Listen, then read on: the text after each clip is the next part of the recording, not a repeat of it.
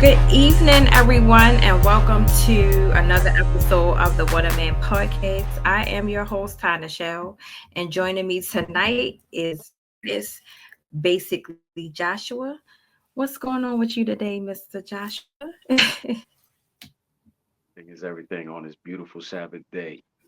I'm good. How you feeling today?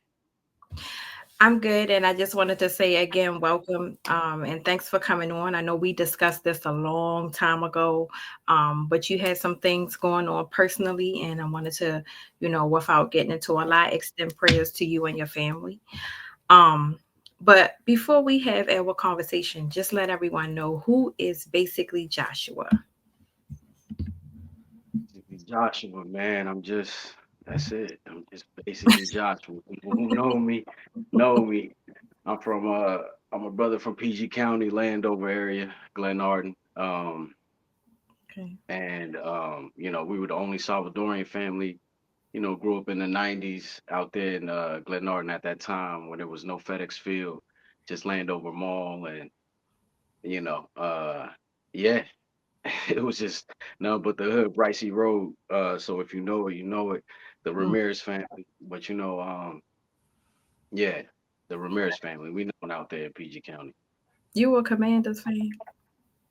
all day. Well, Commanders. I'm a Redskins fan. I'm a Joe Gibbs era. You know what I'm saying? Like Daryl Green, LeVar Carrington, Brad Johnson, Stephen Mm. Davis. You know what I'm saying? Like the old classic players. That's what I remember. Okay, you But don't but Jake Daniels, that's the man right there. Daniels, yeah, I didn't even notice because I already had J2 Funny, who is the biggest Commanders fan ever. Now, if I would have known that you was one, I would have probably, put that little belt in your DM too. When the Ravens. yeah, yeah. Oh yeah. I mean, when Dan Snyder was the owner, that's when I had stopped, like just stopped watching the games because he was trying to buy a team, just putting McNabb on the team when McNabb he was out of his prime at that time. They had Jeff George as a secondary. He was awful. If you know the history. You know what I'm saying? But like, Mhm. yeah, just looking back at them times back then. Uh, like I was so like superstitious just watching the game. If I sat at a certain place, I would sit at that certain place to the end of the game. Mhm. Because I just thought it was like good luck for me to just stay in one place. Me and my brother, that's how we thought. So that's how we were. But that energy left a long time ago. But I Mhm. think it's coming back for sure. That's what's up. And Yeah. y'all are doing a hell of a job this year. So I give you that. Still ain't beat the Ravens, but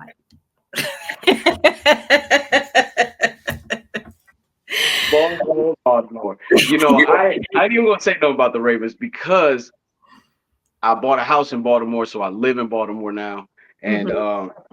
even though I'm a PG County baby, uh, I got love for Baltimore. You know what I'm saying? I'm out East Baltimore and by Okay, Parkville. that's where I'm from, East Baltimore.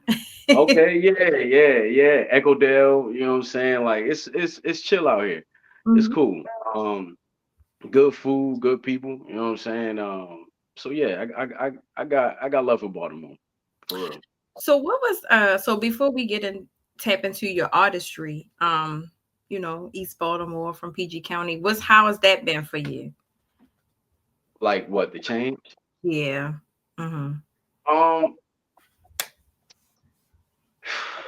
I mean, for real, Maryland is Maryland, and if you No, from it's Maryland, not. It's not. yeah, nah. What I mean by that is that whether you from PG County or Mhm. whether you from Baltimore, you got a certain sense of Maryland pride in you. Where Okay. you feel your side is right, and you feel your side is the real Maryland, and Mhm. ain't can't nobody sway you on that. And Mhm. that's just a Maryland thing. You know what I'm saying? And you could relate to people from Baltimore or people from wherever the hell part of Maryland they from, because white boys have that pride. You know what I'm saying? I'm from Maryland. You know what I'm saying? It's just a Maryland thing. It's a Maryland thing. You know what I'm saying? So if you from Maryland, from the state, it don't even matter for real, because you got pride. You know what I'm saying? You got pride. So that's what I mean by that. But of course, there are some differences. Of course, yeah, for sure. Yeah. So, what's one thing about Baltimore that you like that PG County didn't have? That's a good question. Damn, that's a good question. Good question. Um, well,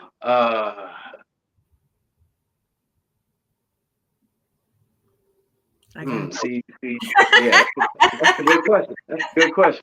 That's a good question. I mean, I would say PG County, you know what I'm saying, because I know everybody and everybody know me. Mhm, mhm. Um, I don't know. I feel like I'm in a arrested development in PG County. Like I Okay. don't know. Like I could easily go back to just being stupid and foolish. Okay. And Okay. and because I don't know nobody out here, Mhm, it's like a clean slate. You know what I'm saying? I got my wife, my 4 kids, and I'm just like I'm on some grown up stuff. You know what I'm saying? And mhm. yeah, I'm just like yeah. I would say it's an energy thing. It's an energy thing for sure. Okay. Okay, and I'm glad to hear that because a lot of people see certain things that happen in Baltimore and they think this is all negativity, and it's really not because there's wonderful places to visit and eat, and then we also have talent there. So Oh to yeah, hear you say that the energy is different and it's a good energy for you is good for us.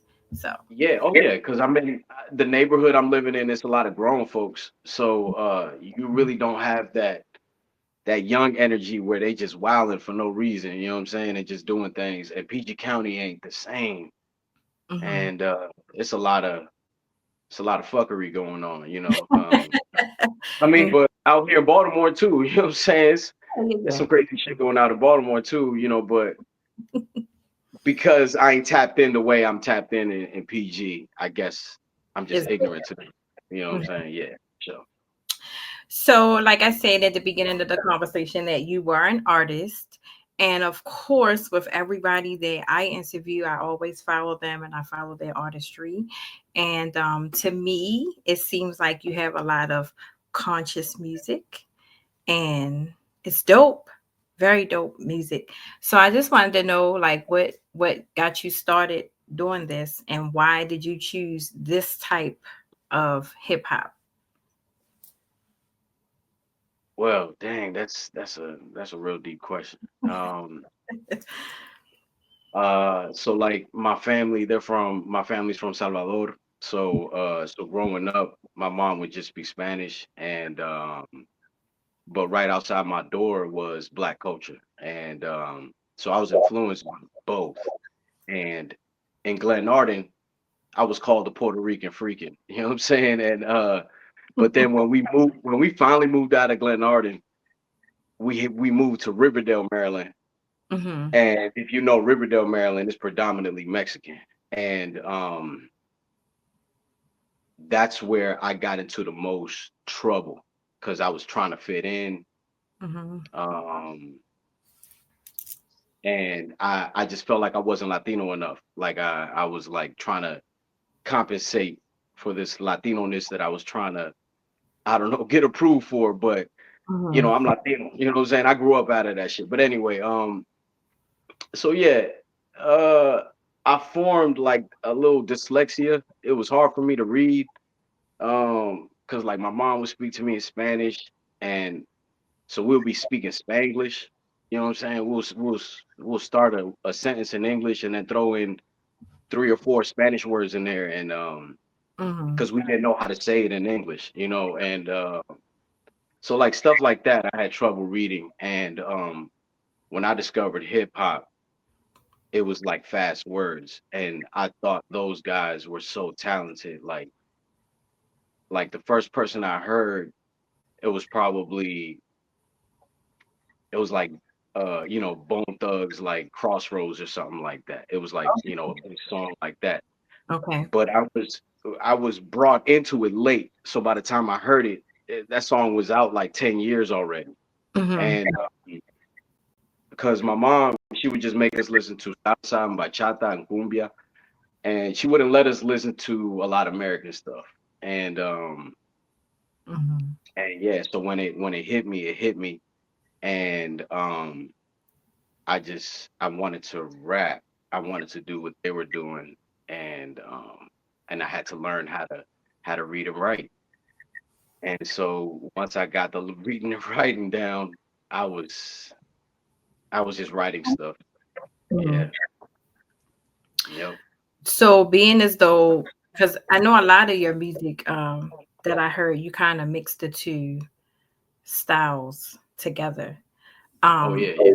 yeah, and that's something that's different. That's out of the realm of what's going on today. So when this music hits the airwaves or social media or whatever, and how does it make you feel that your style is different from what's being pushed? Like, I guess what I'm trying to ask you is because people gravitate to certain things, Right. and your style might not be one of those because of what's out here. So when that happens, how does that make you feel about you as an artist? Um, no type of way. No type of way. Uh, yeah, no type of way. I have faith, that my music could go wherever it's supposed to go. You know what I'm saying? So I'm not tripping. There's so much like going on right now in the music industry, with things just being exposed that I'm good.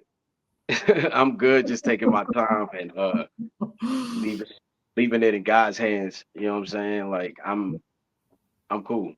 I'm cool. And I'm like my name, you know what I'm saying? It's just basically Joshua. I'm just being me. You know what I'm Going saying? with the So flow, pretty much. yeah, and so nobody can be me. You know what I'm saying? Like nobody can be a Salvadoreño with dreadlocks.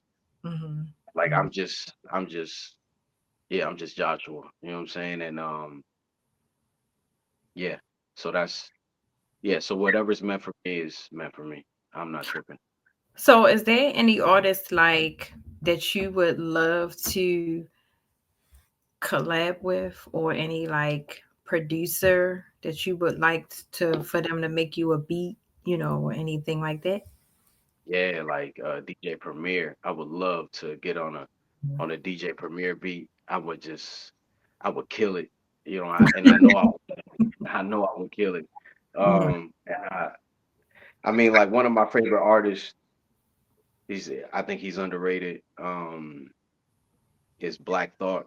Black Thought from the Roots. He's just always strong every time he get on the mic. You know what I'm saying? His delivery, what he's saying, how he says it is just strong. It's always strong. You know what I'm saying? Mhm. And Nas too. Nas is like a quiet strong. You know what I'm saying? It's like he real chill, but what he's saying is like so profound. Like what the fuck, So it's like between yeah, between them two is yeah. I So one thing you brought up was that the industry is being exposed right now, and you and I and the world knows that a lot of this stuff been going on for a while. And I just wanted to ask, as an artist, because you did say that because of all of this stuff that's going on right now, you just like, all right, when it's my time, it'll be for me. Like, how does all of this stuff make you feel? Like, I know it could be, or let me ask you, could it be quite discouraging at times to see all of this stuff going on behind the scenes that we kind of thought was going on, but we wasn't really sure? I mean, yeah, it is, because as a fan. like a lot of people, and they have their, they have their artists, their favorite artists and stuff like that. And, Mhm, you would hope that, one of your favorite artists ain't caught up in that shit, mhm, like two people I just mentioned, like something like Nas or Black mhm, Thought, yeah. I mean, but at the same time, oh man, I'm happy. I'm like, let it happen. It needs to happen. You know what I'm mhm, saying? What comes out in the wash, what don't come out in the wash comes out in the rinse. You know, what's done in the dark is brought to light. So mhm, eventually, it's gonna come out. About Africa Bambaataa. That's a powerful name right there. But mhm, he's accused of some real crazy things. mhm. Russell Simmons. It's a lot of cats out there, but I don't know. You just gotta. I don't. You'd be surprised on who Yeah. God call on. You know what I'm saying, to like pioneer the next wave. You know what I'm saying? Like, so I'm Mhm. just doing my thing. You know what I'm saying? If it ain't me. You know what I'm saying? But shit, I'm gonna keep doing my thing. So do you feel like, because to me, like you said, I feel like this is a sweep. It's like, okay, it's time to, you know, take out the trash, so to speak, and let's Sure. clean house. So do you feel like in the future, for artists that's coming into it, like yourself and many other artists, do you feel like from this point is independent the way to go?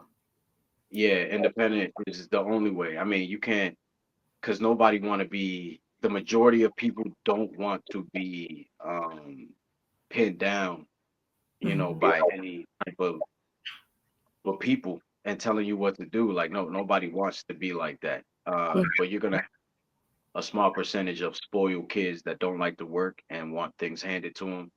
So that market is always gonna be there, unfortunately. But I think we could, I think the more artists that become independent and create their own labels, Mhm. that's just gonna be the new wave for real, for sure.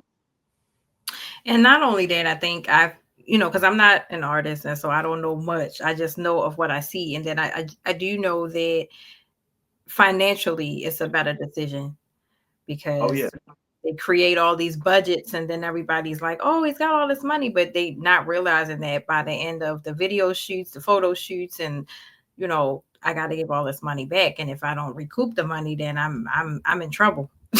so so it's like, you know, but you talked about the hip hop artists that you admire.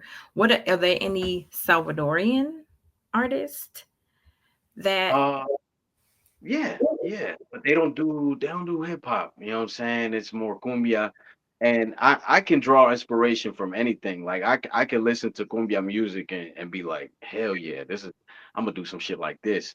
You know, shit, man. I can listen, man. Yeah. I can So listen to anything. describe cumbia music to us. What does that sound like? Cumbia is mm, so there's trumpets, there's congos. It sounds like a mixture between Caribbean and Mexican music. That's the best way I can describe it. Okay. Yeah, that's the best way I can describe it. There's certain instruments that they use that people in the Caribbean use. So that sound is there.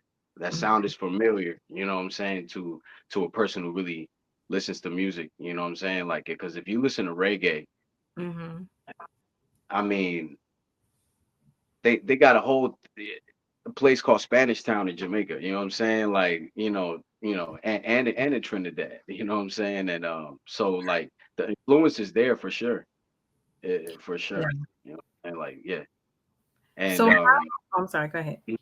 No, go ahead. well, like I was gonna say, um, growing up before we had reggaeton, we called it Spanish reggae, and there was a guy, or there was artists from Panama. Panama was the first Latin country, and it wasn't Puerto Rico, it wasn't Dominican Republic, it was Panama, and Mhm. they were the artists in the '90s that were making songs on reggae beats and just rapping in Spanish, and and General, and artists like that from Panama that were really doing their thing. So yeah, Panama played a big influence in my life because that's we were listening to that type of stuff growing up. So my sister introduced me to Bob Marley later on, and I got introduced to that Jamaican reggae, which was dope as hell. So, um, is your mom still with us? Yeah, yeah. Okay. Okay, because I didn't want to. Okay. So you said growing up, she wouldn't let you listen to nothing except for your music. But then when you started diving into hip hop, right, and kind of doing your thing, how did your mom feel about that? Was she supportive of it, or did she still say, eh? My mom thinks it's the devil music. You know what I'm saying? She's that's just yeah, like in the '90s, because you had like Bone Thugs was looking crazy with the glasses and the way they looked, and Hmm. so my mom, she, just being from El Salvador and being from a place where being Catholic is a culture and not a religion. You know what I'm saying? Like it's the way of life. Right. It's not something you just do on Sundays. You know what I'm Hmm. saying? And so so to her it was like it was real serious. So we grew up strict. It was real strict in the house Hmm. because my mom had to take care of 8 kids. It was Wow. 8 of us. You know what I'm Mhm. saying? I got 6 sisters, and I'm the older brother. It's me and my brother. And so she had to rule with like an iron, you know what I'm saying, with an iron fist. So she Mhm. was if we listened to music that was like a little vulgar to her liking, you know what I'm saying? Like even Spanish music, Mhm. Spanish music, she was like, nah, don't play that shit in my house. Uh, you know what I'm saying? So like, yeah. So that's how it was. Yeah. Mhm. So we wouldn't see your mom at a show or anything like that. So when it See, came- well, that's the hypocrisy. You know what I'm saying? Because she would. She okay. would. That's what's crazy. You know what I'm saying? And so yeah, she would go to clubs, but we would go to the clubs with her. Um, Okay. so like there were certain salsa clubs that let kids in, on Sundays at a certain age. You could be like 15, as Mhm. long as you're with your parents. And and we used to hit those clubs up with my mom, so because she liked dancing bachata, so I would be her partner for that. You know what I'm saying? Like all the time. Yeah. Okay. That sounds like fun. That sounds like fun. It was fun. It was fun. 6 sisters. Yeah, they're crazy. So I also saw that you do audio, visual, and photography and things like that. So do you do your own videos, like produce and shoot them? And so do you do that on your own? And with that being your other talent, which one do you get the most enjoyment? Is it the audio visual side or actually being an artist? Uh, okay. Yeah, that's a good question. Uh, yeah, the audio visual. I was working with a guy. But then we started we went our different ways, and so I just started doing it on my own. Mhm. The song I got called "For You" was my first song I did on my own. My first video I did on my own, and yeah, I just been doing it myself, and I mean, but I've always edited my own videos and everybody else's, and I just learned to do that myself. I was just fucking around with the computer and Mhm. just trying to edit it, and I found a niche in it, Okay. and but I enjoy the writing process. Like I like creating the songs, like and just like after memorizing, repeating it, repeating it. I like to sit back and just be like, damn, I wrote this shit. Like, damn. You know what I'm saying? Like, yeah. So I enjoy the writing process. But I do enjoy the video, you know what I'm saying? Like I do enjoy the visuals of it too. Cause like after it's done, I'm like, oh shit, damn, this is fire. This is fire. Mhm. But the song is way more important. Yeah. So what's your have you number one, have you written for any other artists? Do you write for other artists as well? I don't. I haven't. I would love to. But yeah, no, I haven't. I haven't. What is your creative process? So like I know some people go from life experiences, and then some people just sit in the room and it's like, yeah, this is how I'm feeling today. So I'm just gonna so do you write about your life and put it into a song, or do you just come up with situational things to write about? Is so like Yeah. is music personal? Mm-hmm. Some can be for sure. I'm working on a mixtape now. I'm undecided if I'm gonna put 5 or 6. It's a small one, you know what I'm saying? Small little project.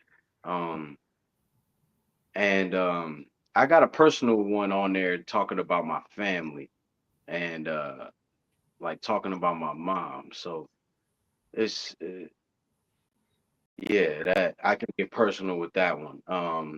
Mhm.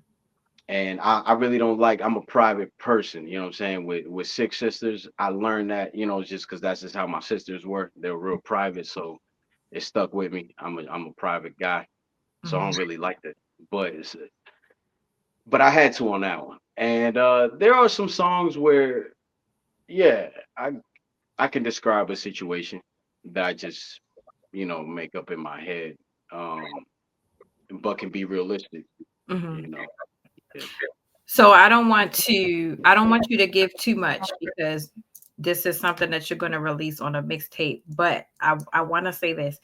So when you just now started talking about this song about your mother, there was a shift in your demeanor. So what I'm asking is this song,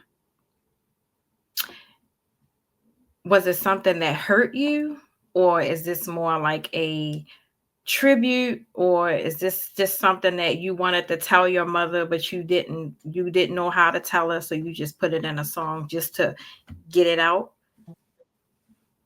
Yeah, I think it's between the first and the third, you know what I'm saying? Like just yeah, like it's something that hurt me, you know what I'm saying? For sure, for Mhm, sure.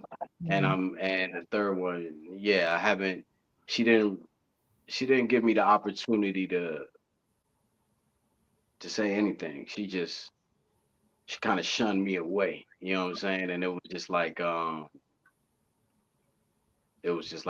never understood why. I still don't understand why. It's been 13 years, you mhm, know, since my mother's spoken to me. Um, mm, and I've reached out to her, throughout the years. I just never got a response back, and I've learned to deal with that, you know what I'm saying? Like, because I come from a big family. And so my mom was my only stamp of approval in life, you know what I'm saying? And if she wasn't cool with it, I wouldn't do it, mhm, or sometimes I'd be hard headed and do it anyway. And but it's gotten to the point where, I'm just want to let her know in the song that mommy, mommy, you know what I'm saying? The same reason you probably stopped talking to me is the same reason why you loved me so much. You know what mhm, I'm saying? I'm just independent, always been independent. mhm. And I never I've come to her for things, but I never really I was just independent. I was just always independent. And yeah. So let's talk about this for a second. I'm not going to spend a lot of time because I don't want to change the atmosphere of the interview, but I have to do this because one of the reasons why, besides what I told you when we had a conversation about why the podcast is what it is, this very thing right here that we're talking about is mental health. And I'm watching you go through all these different emotions, speaking about the relationship with your mother. Men, I want people to understand that men go through these things just like women do. Absolutely. And hold on a second. Um how have you dealt with that? Because some people can't, right? Um I'm a mother myself, and the relationship between my mother and myself is not the best. Um and the reason why I'm watching you go through this is because I feel like you. I have these moments where it's like, damn, I really want to, because nobody else is going to understand this. But I can't call her. Or maybe I can, I just don't want to.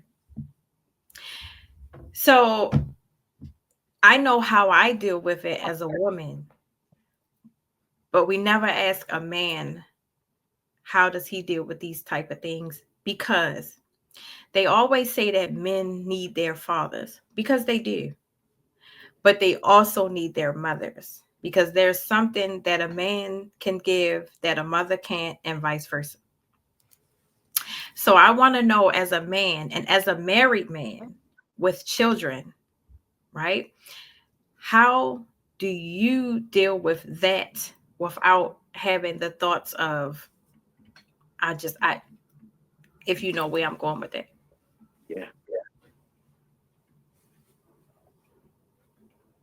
Well, I deal with it every day. And um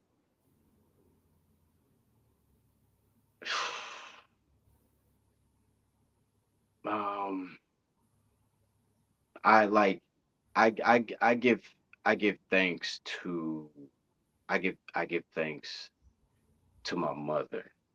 Um is how I deal with it. I like to look at the positive of what she's taught me. And she's taught me how to be faithful, how to believe in God. And because she was an immigrant from El Salvador, you know, with 8 children, and she made my mother. I can. We're humans in this world. We grow up and we're like, damn, our parents were out here. You know what I'm saying? Like, and 8 kids, 8 kids. You know, and you think of a woman today in 2024 with 8 kids, you probably think, what's wrong with her? You know what I'm saying? What's going on with her? Mhm. And but my mom, like she figured it out. She figured it out. Um, because she figured it out with faith. And so I know I have God to count on. That's one thing. And God tells me,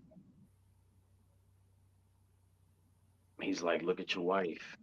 Like, look at your kids. Look what I've given you to fill this hole that you feel. Mhm. And it's, you know, but He also gave us all the decision and the right to see it or not see, or not to see it. And I chose not to see it. And Okay. sometimes. And but my wife, man, I give thanks to my wife for real, because she's a soldier. And part of the reason why my mother stopped talking to me, I'm gonna keep it real. My wife is black. My mom, my mom just don't see that. You know what I'm saying? She don't see that. And you know, that's what the song is about. It's like, you know, the hook is like, you know, I'm drawing a blank, but it's basically like, you know, a man got a right to his own. That's what the Bible told me. You know what I'm saying? Like, so Mhm. I'm just telling my mom, like, it is what it is. You could be mad at me because of who I fell in love with, and you know, Mhm. or Mhm. whatever. You know what I'm saying? Like, I'm just standing on business now.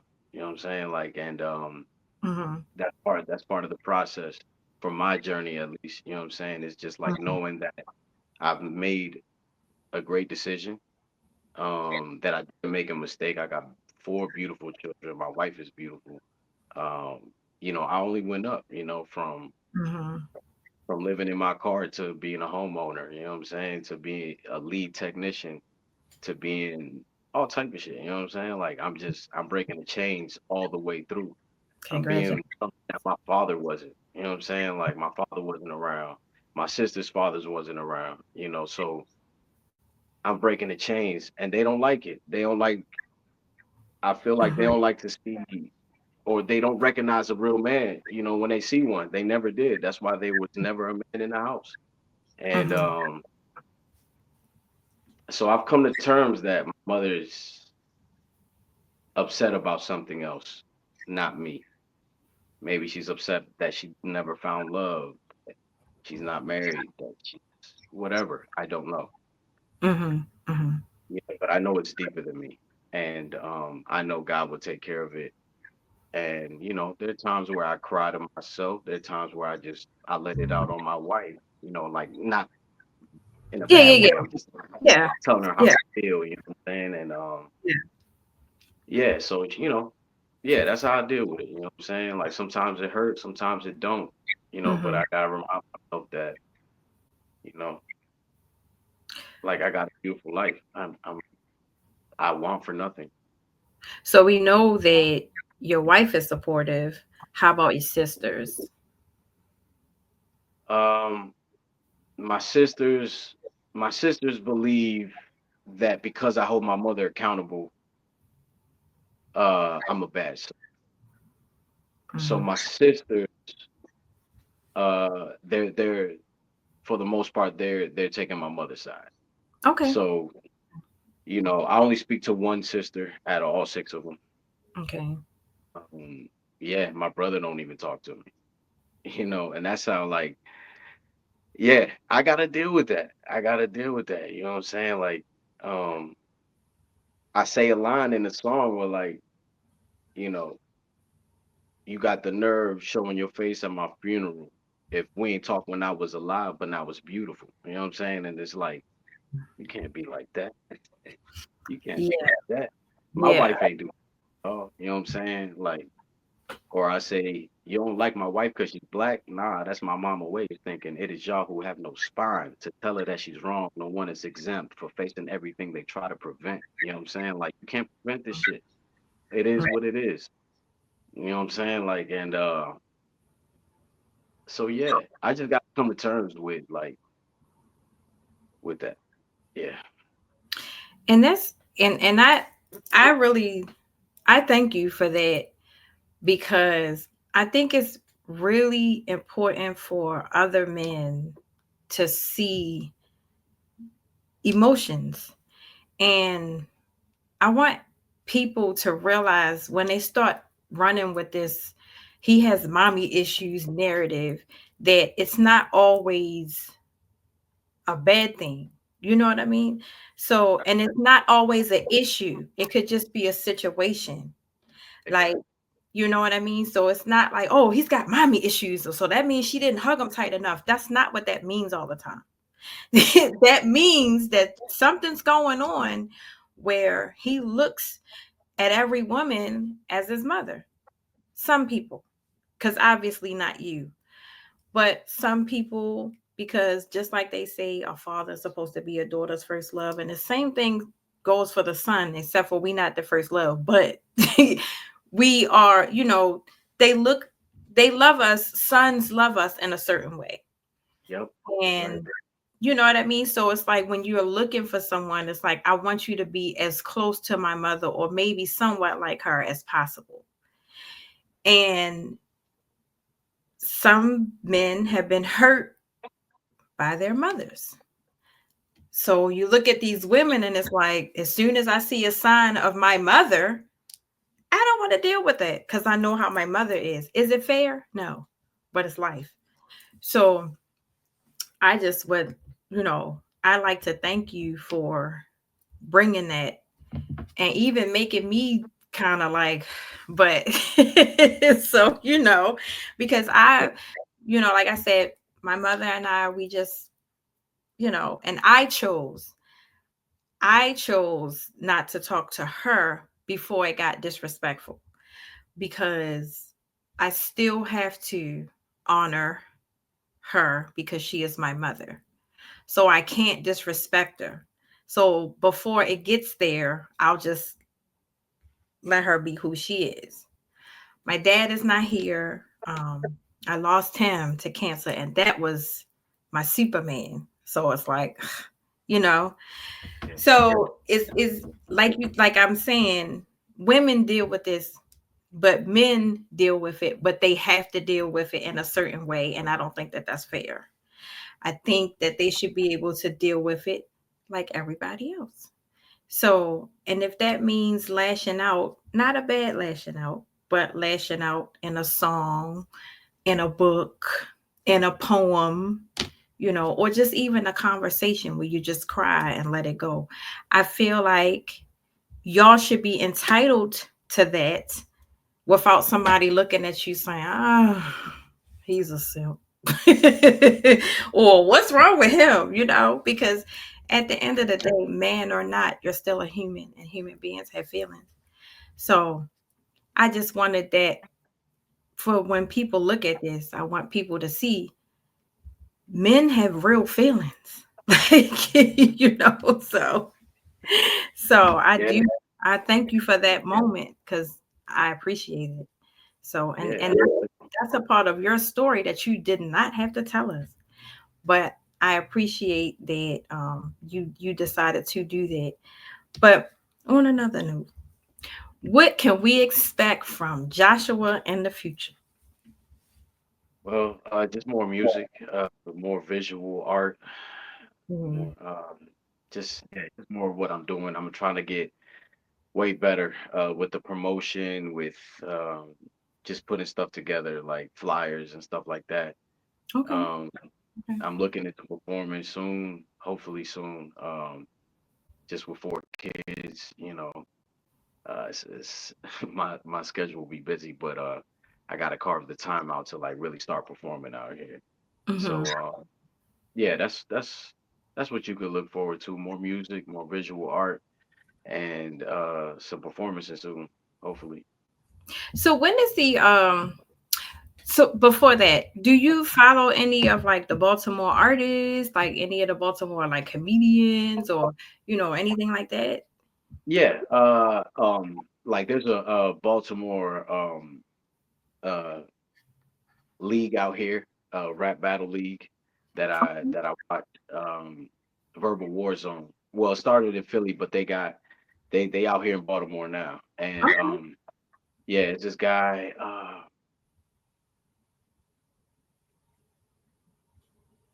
That's okay.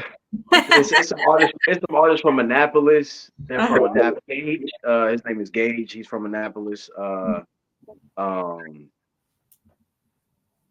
Dang, his name is on the tip of my tongue, but he from out West Baltimore.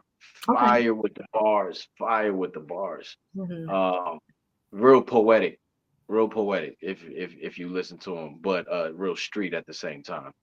Um, Dang, what's his name? I want to give him his props. I forget. Um, but uh, but yeah, No Limit. Okay. This cat called No Limit. Mhm. He's doing this thing. He's doing this thing out in Baltimore. But yeah, yeah, that's it's a whole rap battle league that I watch from based out of Baltimore, and they're cool as hell. All the artists on there are cool for Okay. real.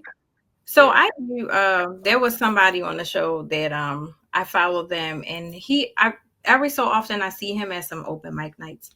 So I'm gonna send you yeah, his information so that he can plug you in, because I would love to see, because one day, and I'm gonna say this to you on November the 23rd, right? This will be a podcast that everybody's gonna know about. So it is my vision that when it becomes that, I want everybody, and I mean everybody, that I interviewed when it was this to come back and sit with me Yeah. and tell me what y'all got going on, Yeah. because it's going to be like a celebration for us all. so Saying it now. We so saying it now. uh-huh. So we gonna speak that life into me, you, and everybody else. Um, I'm also going to speak life and healing into your situation with your mom because you deserve that. And so do your kids because they deserve to know their grandmother and the rest of their family. So, when is the mixtape or when is the tentative date that you want to drop that? I don't got a specific date. I'm aiming for before the end of the year. Just yeah, before Okay. the end of the year ends. And but I don't have a specific date. I'm still recording, still editing, still mastering it. Um, and I'm still undecided on if I'm gonna add an extra song or not. Um, Okay. but yeah. So I'm but I still got a little bit of time. I'm gonna start promoting it soon and yeah, just I'm gonna drop the audio first and maybe put a poll out there on which video they want me to make, first. Mhm. And yeah. Well, you make Um, sure anything that you promote, or make sure I get the tag, or you send it to me, however you want to do it, because I'm always gonna support those who support me, and that's absolutely. that's that's what it is. So before we wrap up, I want to say thank you again. I know we've been talking about this for a while, and some stuff we had some stuff along the way, and it's okay because we got some time. And but if you had to leave a piece of advice for anybody who wants to be anything, not just the artist, to be anything, what would you tell that person? Keep going. Don't fucking stop. You gotta have tough skin. Every day's not gonna be easy. Um, but God don't put it in your way for no reason. He do it because he know you can do it. So just do it. Just do it. Bite down and just do this shit called life, man. Just go through the fucking motions and try not to lose yourself in the process. You know what I'm saying? And stay prayed up. Always pray. Thank the people that love you. Thank them all the time for the time. You know what I'm saying? And yeah, you got to take some time out for to adore what God gives you on a day-to-day basis, regardless of your shitty situation. You know what I'm saying? Like there's blessings out here that are ignored every day. And yeah, just stay prayed up, stay tough. Just know Mhm. it's not gonna be easy. And but know you can handle it. Fuck the haters. So, and I got an extra question for you because there's a situation. So, anybody who has these situations, it's not necessarily got to be something like yours, but I want you to tell the men in particular who feel like I have to carry this and I can't say anything to anybody about it. What would you say to that person? I would say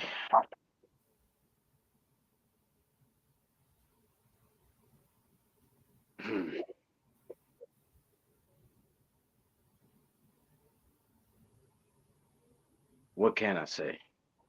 What can I say?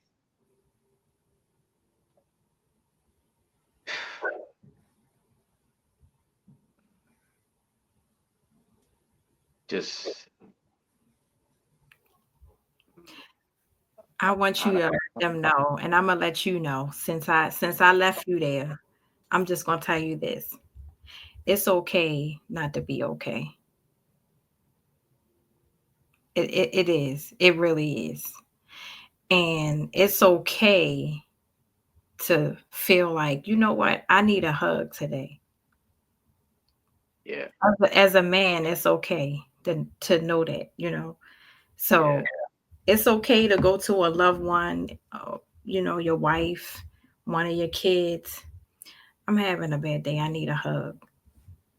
yeah, As a man, that should be okay. And it is okay. And I want you to know that it's okay. And I want all Yeah. these other men to know that it's okay. Because I love all of you. so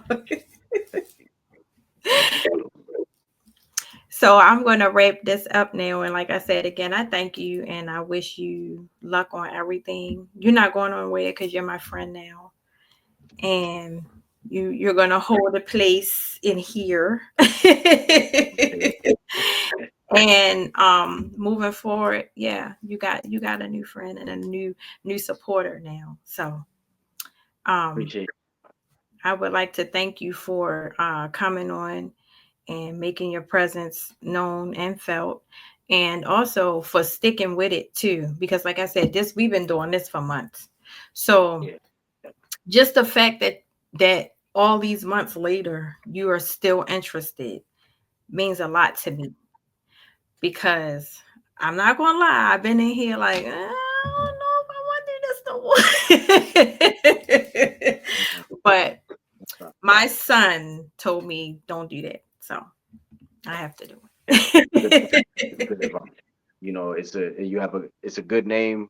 It's a good name for the podcast. Mhm. And you don't see a lot of podcasts like this Right. where just you're shining the light on, you know, on the progressive of men for real in Mhm. 2024.